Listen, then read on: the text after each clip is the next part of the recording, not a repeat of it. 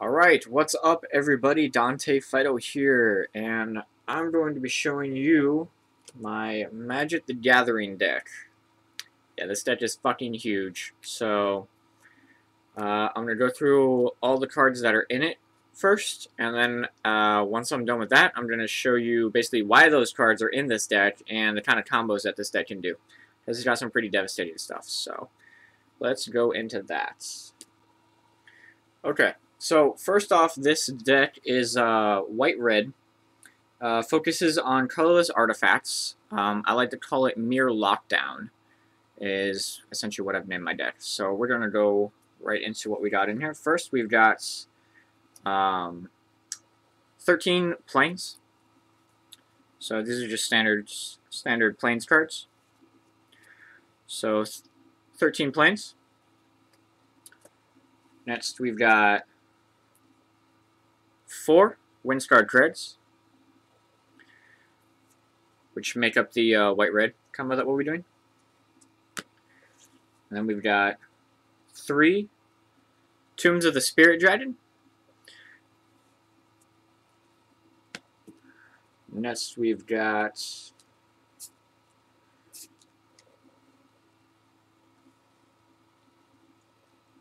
4 Hovermeres.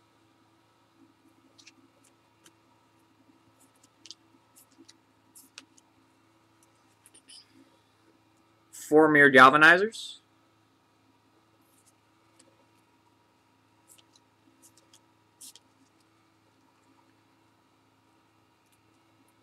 4 Dispatches.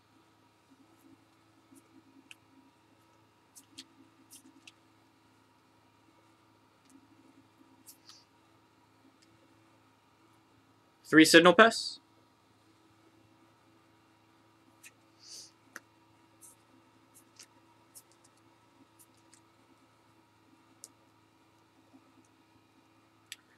4 Tempered Steels.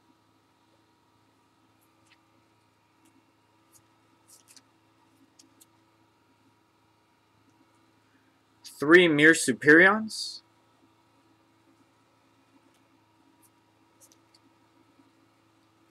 2 Armored Ascensions.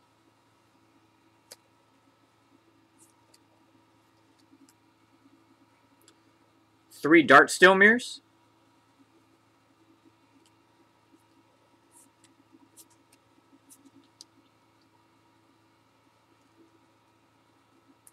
4 Palladium Mirrors.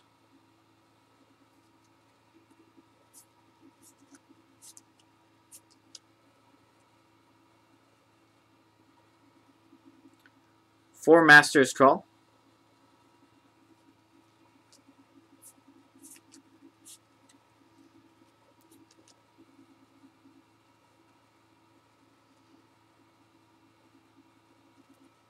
4 Plague Mirrors.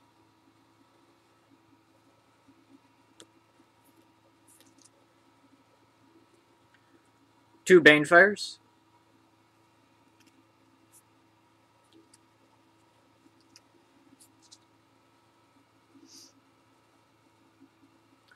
4 Swords to Plowshares.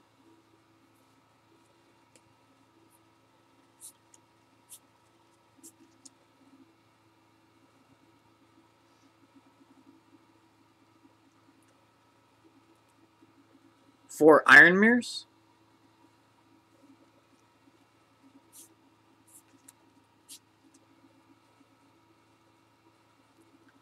3 War Reports.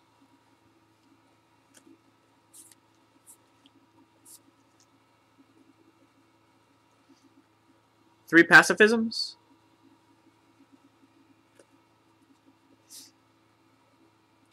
1 Ajani, Caller of the Pride. And 1 Felidor Sovereign. So now I'm going to go into the combos and why those cards are in this deck. Okay, so first I'm going to start out with the creatures, the real meat of the deck here. Just kind of explain why they're in the deck and what exactly they do. So, we'll start first. Hovermere. So, Hovermere. This is a 1-2 with Flying and Vigilance for 2 drop. This is overall just an awesome card to have. A 1/2 with Flying and Vigilance. Yeah, this is just a great card to have in any Mirror deck. Mirror Galvanizer. Mirror Galvanizer. A 2/2 3-drop. Other mirror creatures you control get +1/+1. Pay 1 mana and tap it. Untap each other mirror you control. This is by far one of the best mirror cards in the game. This mirror is pretty much used to set up any kind of combo you want to do with your mirrors, especially the infinite mana combo, which I'll go into more detail later.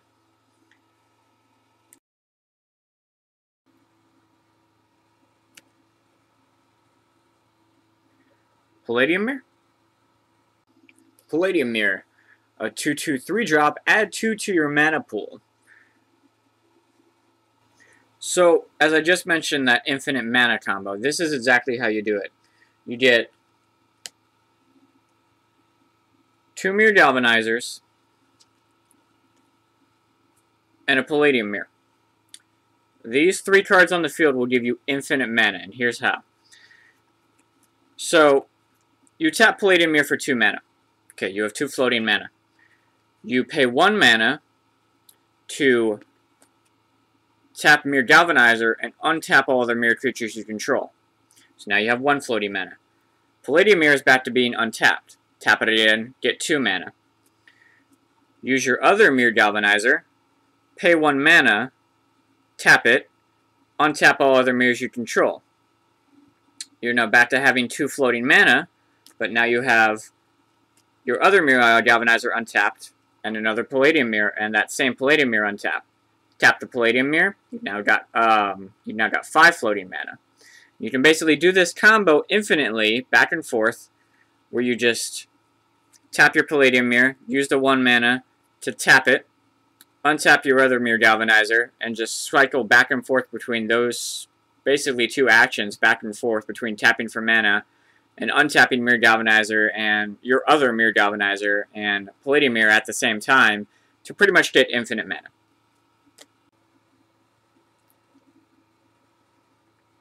Mirror Superion? Mirror Superion. Probably one of my favorite mirror creatures to have.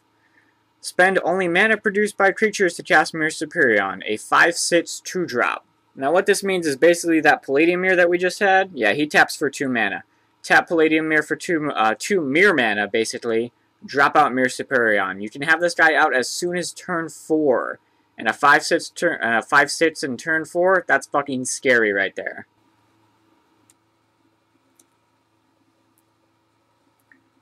Darksteel Mirror? Darksteel Mirror. A 0/1 3-drop, Darksteel Mirror is indestructible. That's just an awesome thing to have. Nobody likes indestructibles, and walls are just awesome to have. Darksteel Mirror is overall just a great card.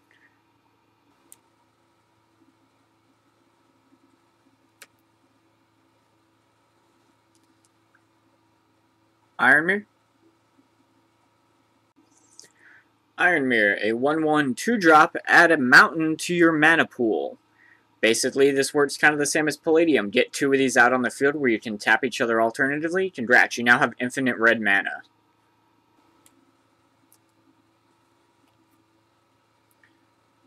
Signal Pest. Signal Pest, a 0/1 1-drop, Battle Cry. Whenever this creature attacks, each other attacking creature gets +1/+0 until end of turn.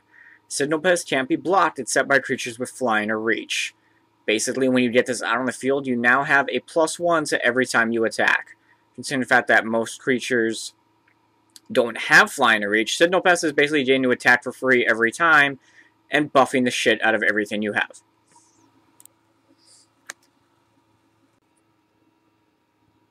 Plague Mirror? Plague Mirror, a 1/1 2-drop with Infect. This creature deals damage to creatures in the form of -1/-1 counters and to players in the form of poison counters. Tap it, add 1 to your mana pool. You know what people hate more than indestructibles? Infect. You know why? Because Infect can destroy indestructibles. Basically, it puts Infect counters on people, and if at any time anyone hits 10 Infect counters, they automatically lose the game no matter how much life they have. Now, there is one creature we didn't go over, and that is Felidor Sovereign. but that's because I'm saving him for a little later. There's a special reason why he's in this deck. When I get to that whole section, I'll go into why he's in here. Okay, so next we're going to go over the lands that I have in here, which is just 2, so this will be quick. I have Windscarred Craig. Windscarred Craig. Windscarred Craig enters the battlefield tapped. When Windscarred Craig enters the battlefield, you gain 1 life. Tap it, add a mountain or plains to your mana pool. Basically, this is there so that if you don't have an Iron Mirror out to tap for red, you can tap this instead. And Tomb of the Spirit Dragon. Tomb of the Spirit Dragon. Tap it, add 1 to your mana pool. Pay 2 and tap it, you gain 1 life for each colorless creature you control. Considering the fact that my entire deck is nothing but colorless artifact creatures except for Felidor Sovereign, I can gain a shitload of life this way, especially since I have 3. If I had 10 mirrors out and I tapped all 3 of them, I could get 30 life every turn. That gets out of control really fast. Okay, so now we're going to go over the instant sorceries and enchantments. So first we have Swords to Plowshares. Swords to Plowshares. Exile target creature, its controller gains life equal to its power. This is a 1-drop instant. This is the part of the deck that becomes the lockdown. This is all about removal. And a 1 plains instant that exiles target creature, sure, its opponent or your opponent gets life equal to its power, but I've literally been able to keep the field clear with just 1 plains on the field for like 4 turns in a row when I had 4 of these in my hands until I could get more mana to play some of my mirrors. This is just an overall amazing card.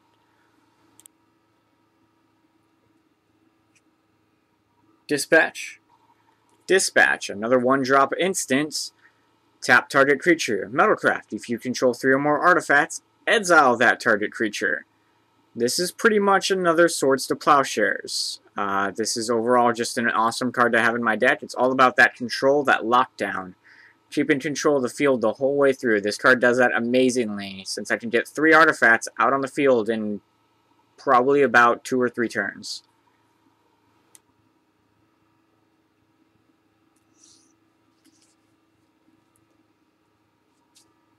Pacifism.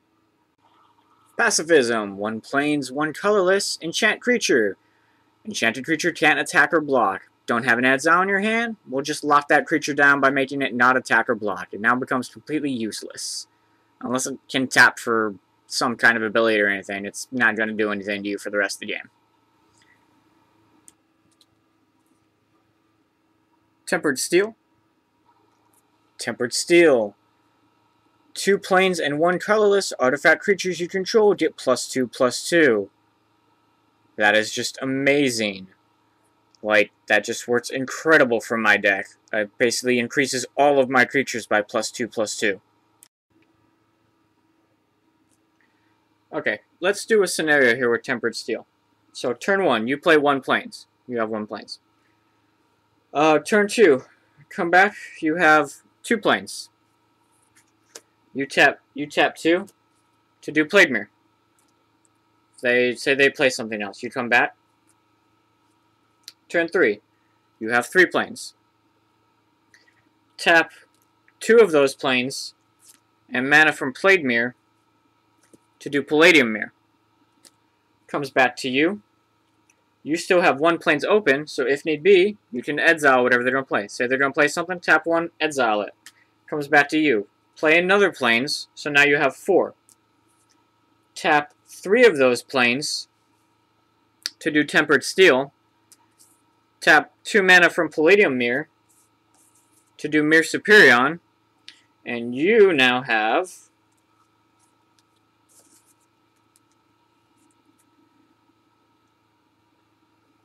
a 4/4, a 3/3 with Infect, and Myr Superion as a 7/8 by turn 4.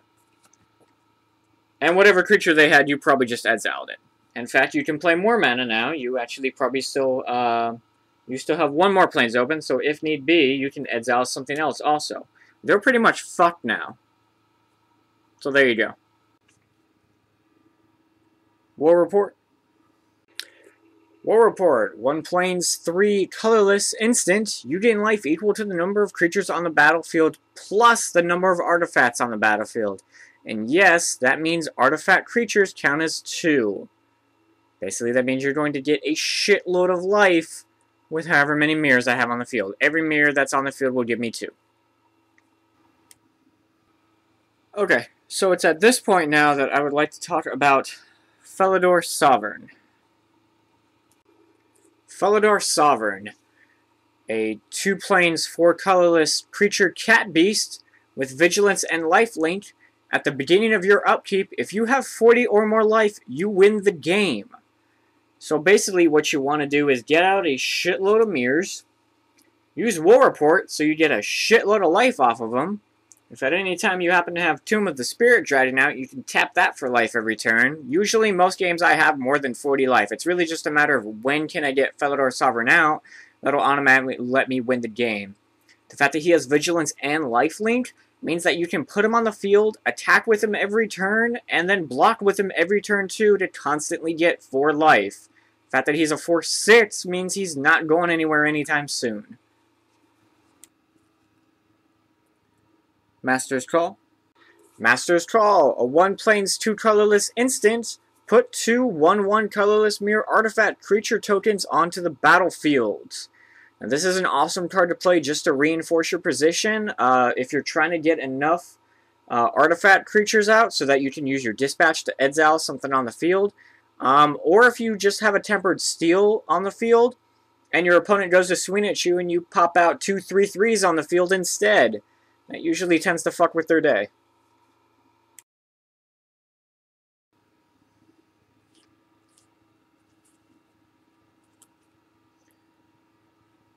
Armored Ascension. Armored Ascension, a 1 plains, 3 colorless enchantment, enchant creature. Enchanted creature gets +1/+1 for each planes you control and has flying.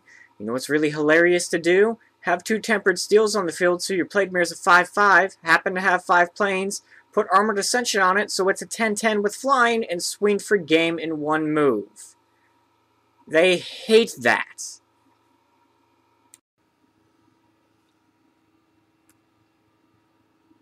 And Banefire. Banefire, 1 mountain and X. Banefire deals X damage to target creature or player. X is basically your mana that you have. If X is 5 or more, Banefire can't be countered by spells or abilities, and the damage can't be prevented.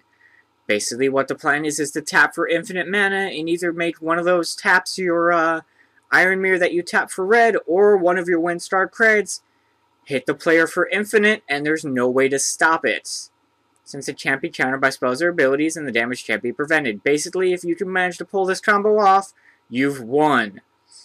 The only way to stop this is to the player either has to have hexproof, protection from red, or they have to redirect the attack to something else. Like if you were to use that on them and they redirected Banefire so that you hit something else for infinite unblockable, like a creature or something. Other than that, it's pretty much GG. So now we've come to the last card in my deck, which is Ajani, Caller of the Pride. Yeah. Yeah. Yeah. Ajani, Caller of the Pride, is 2 plains, 1 colorless, which is really cheap for a planeswalker. His +1 is put a +1/+1 counter on up to 1 target creature. His -3 is target creature gains flying and double strike until end of turn. And his -8 is put X 2/2 white cat creature tokens onto the battlefield where X is your life total. This card is amazing with my deck in so many ways. First off, his +1. His +1 is amazing. Put a +1/+1 counter on up to 1 target creature. That basically means anything you have on the field every turn is just going to get stronger and stronger. My personal favorite to do is to put it on a Plague Mirror. +1/+1 your Plague Mirror to 5. As soon as he hits 5, use Ajani's -3. Congratulations, your target creature, which is your Plains Mirror, now has flying and double strike. you've just won the game. I've only ever done his -8 once, because I can usually just win the game with his -3, because that's just an amazing ability. But yeah, with all the life gain you can do in this deck, if need be, using his -8 will definitely turn things into your favor. Last time I used his -8, I had 85 health, 85 life, and I put 85 2/2 white cat tokens on the field, swung into my opponent for 170, and there wasn't anything they could do about it. The only other Planeswalker I'd want would be Ugin from the Fate Reforged, because he's a colorless Planeswalker, and his -X destroys everything but artifacts. So he would work really well in my deck. But right now, the only other Planeswalker that I feel I need is Ajani, Color of the Pride. If I were to get another Planeswalker, it would be another Ajani, Color of the Pride. Okay, so that was my deck. So, seems pretty legit. It's not bad. There's a combo that I want to show you guys in that deck. I actually was able to pull this hand on one of my friends I was playing against. I pulled this exact hand. I was able to pull off this combo, and I think this is the fastest that I can play in order to beat someone with my deck. So, so this is the hand that I drew. So it's 3 Signal Pests, a Plains, a Swords to Plowshares, and 2 Tempered Steels. So we're gonna play this.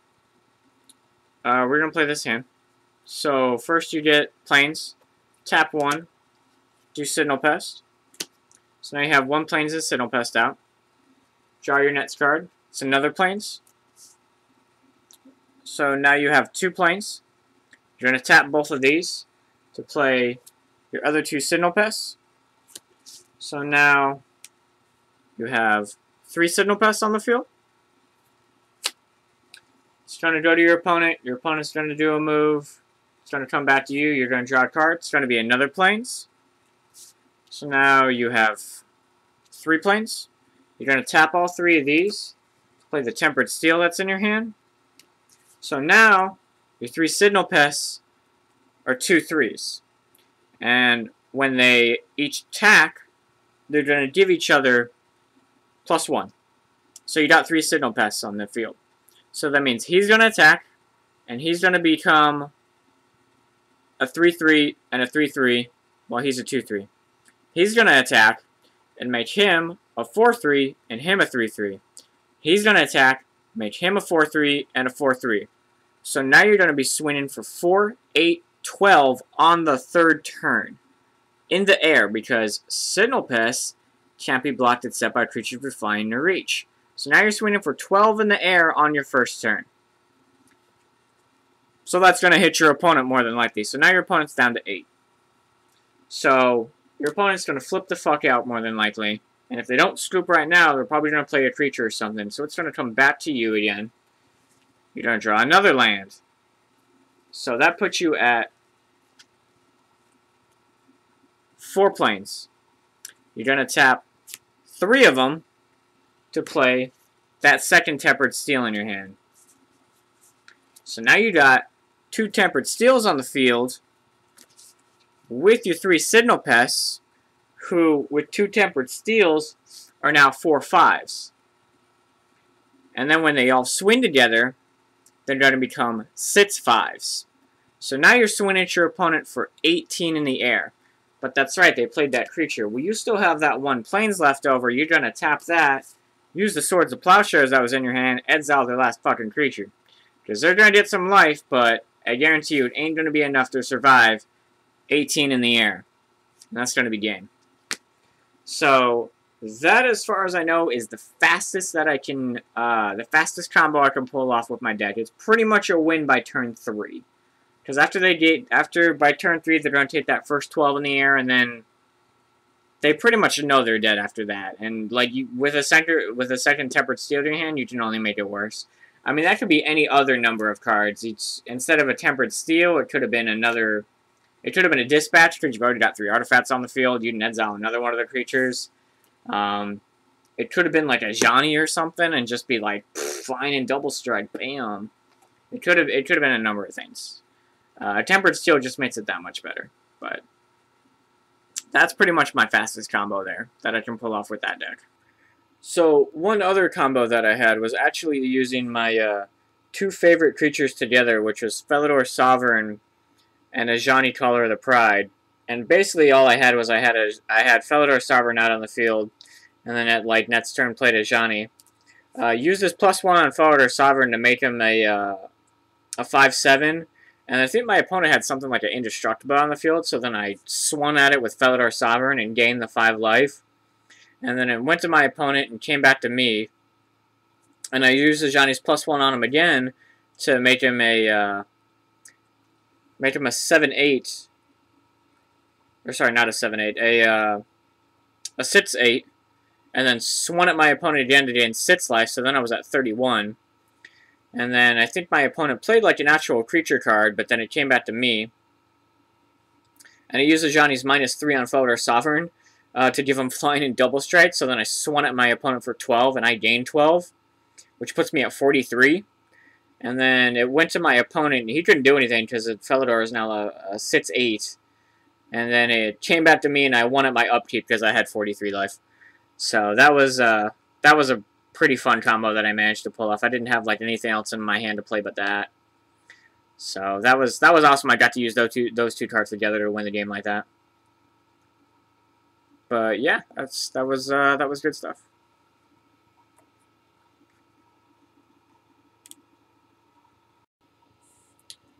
So just a few final things.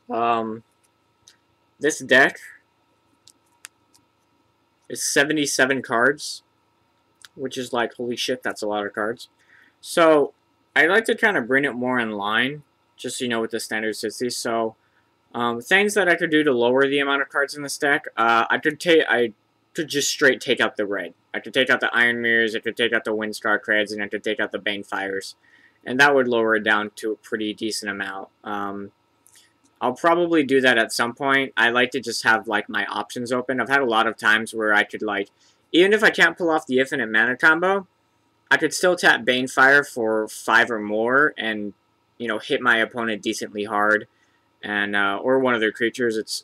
Banefire is awesome for taking out Planeswalkers.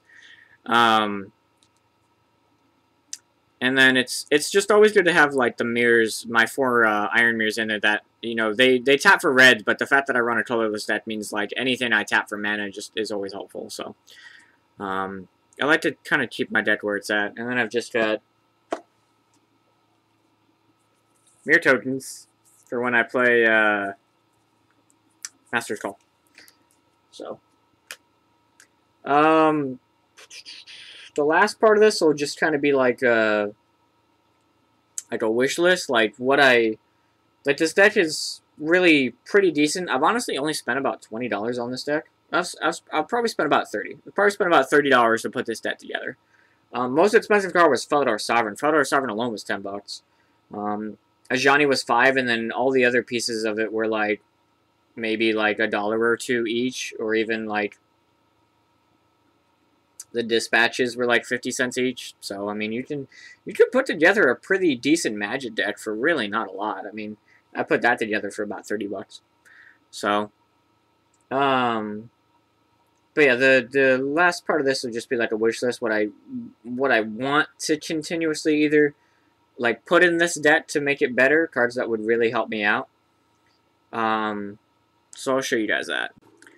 Alright, so first on the wish list is Ugin the Spirit Dragon. He's an 8-drop colorless planeswalker. His +2 is Ugin the Spirit Dragon deals 3 damage to target creature or player. That's really fucking handy. His -X is Ed's out each permanent with converted mana cost X or less, that's 1 or more colors. Basically, if there's anything colorless on the field, it stays alive. If it's any other color, it's gonna die. Or be exiled, I should say. So, basically, I could have an army of mirrors on the field, play Ugin, use his -X, and we'll say it's 5, and any creature that's a color, that's 1 or more colors, with converted mana cost of 5, is freaking exiled. That'll basically guarantee to wipe the board and leave you alive.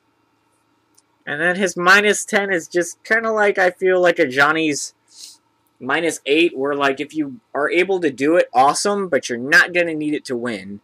You gain 7 life, draw 7 cards, then put up to 7 permanent cards from your hand onto the battlefield.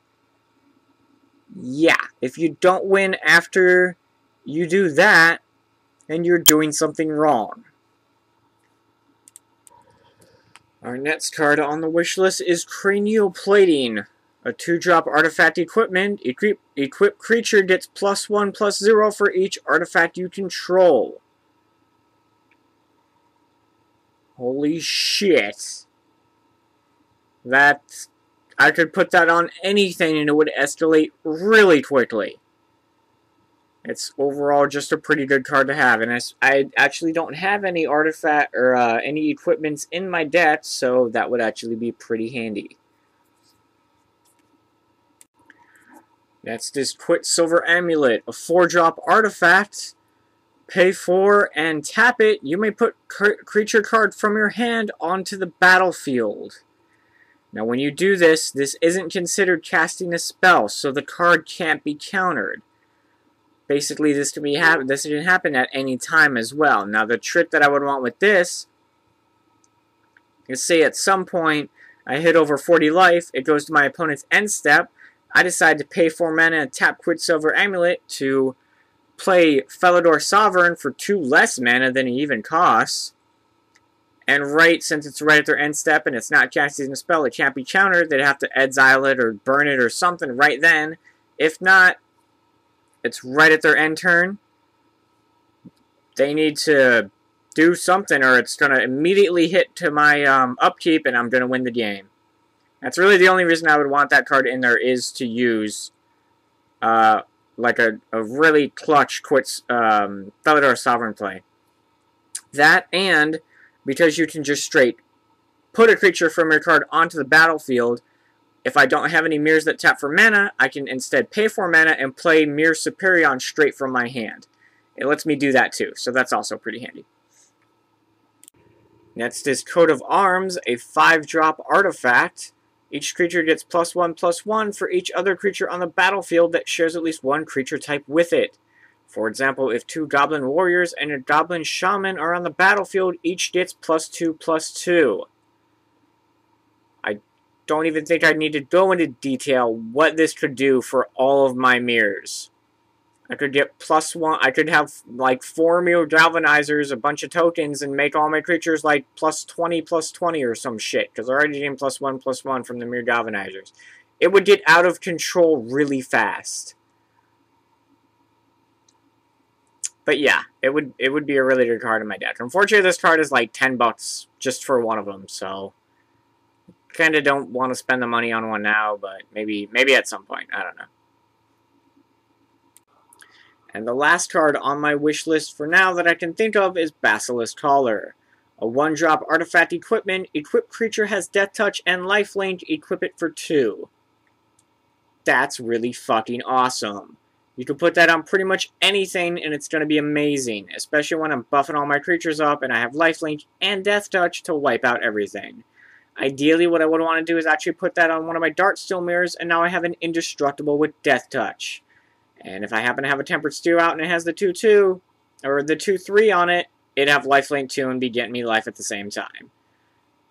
You could pretty much put that on anything and it's going to stop your opponent right in their tracks. Alright, so that's it for now, guys. Hopefully you enjoyed my Magic the Gathering deck. It'd be awesome if I could play some of you guys with it sometime. I ordered a fat pack of Fate Reforged, so I got that coming in the mail. That's supposed to be anywhere between January 30th and February 4th, so I'm going to go ahead and do like an unboxing of that so you guys can see the packs in there and see what I pull. Hopefully I'll get an Ugin. Hell yeah. That's pretty much it on that. Hopefully you guys enjoyed this video. I hope to bring you several more Magic the Gathering videos. Probably will buy a Magic 2015 box set, the core set for 20 bucks that comes with like a die and like 100 lands and a bunch of stuff, because that deck is basically the only Magic cards I own. So like I couldn't even put together another deck if I wanted to, really. So I need to like get an actual like deck and start a collection and have like lands and shit and can actually put together more than one deck. So that would be pretty cool. I wanna build a blue Chasm Skulker deck. That'd be really cool. Like a deck that revolves all around Chasm Skulker. I just draw infinite fucking cards and just power him up like crazy and make him hit like a truck. That'd be really awesome. But yeah, so that's pretty much it for now. Don't forget to like, comment, and subscribe, and peace.